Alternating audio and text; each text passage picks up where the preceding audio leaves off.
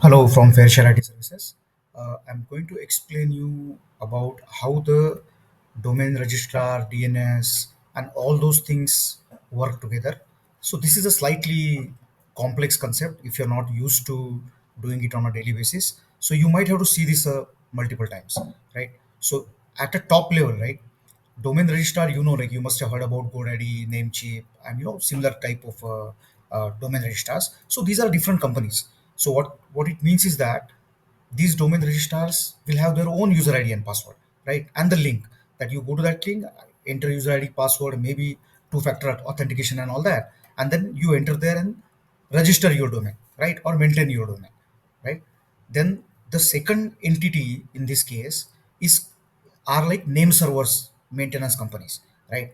Now these are also different companies. They will have their different user ID, password, link, and portal name. It will be clear when I show you as an example. Then there are content hosting companies where, let's say, your WordPress is installed or your HTML, CSS files are installed. So again, the control panel or the dashboard of this particular company will also have a separate link. It will have a separate user ID. It will have a separate password. And similarly, email hosting as well.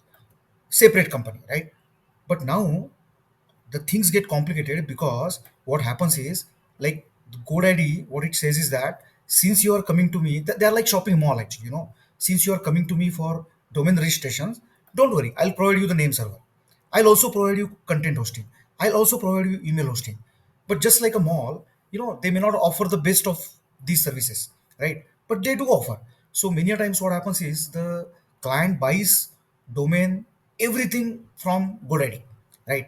Then they don't have to worry about three or four different companies, right?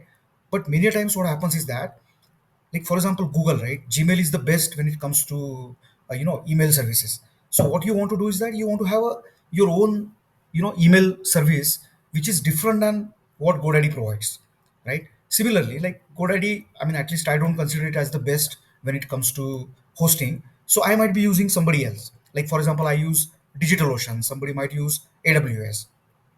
Now, when it comes to name servers, again, like GoDaddy is not the best in this case. So you might want to use, say, for example, Cloudflare, right? So this whole internet thing, right? The website setup thing, the fundamental design is done in such a way that you have flexibility, right? You can have a different domain registrar, you can have a different name server, content hosting, email hosting, but at the same time you can combine all those four into one company, or you can have a combination of that. Like for example, name server and content hosting may be at the same company, then name server and email hosting will be at different company. So there is a flexibility, and that is what I'm going to like explain you here how like that is done. So let's start with like the real example. So I have fairshare.tech. It is, I have bought that domain from GoDaddy. You can see the link here, right? So from GoDaddy, so it shows up in the, once I log into the control panel or the dashboard that is provided by GoDaddy, I can log in there and I can see my own domain. But now if you see here carefully, under name servers, you will see Cloudflare, right? So who has set this? This is the, the person who has registered the domain, or his employee. He's the one who sets this, right? It is the full, it is in your full control to set this. So in this case, like I have chosen that I'll be using Cloudflare as a name server, right? Now let's go back here, right? So domain registrar, you set the name server. Okay, and here GoDaddy provides the facility to use their default name servers, which are GoDaddy name servers. So if I hadn't done that, then probably it will be combined like with GoDaddy itself.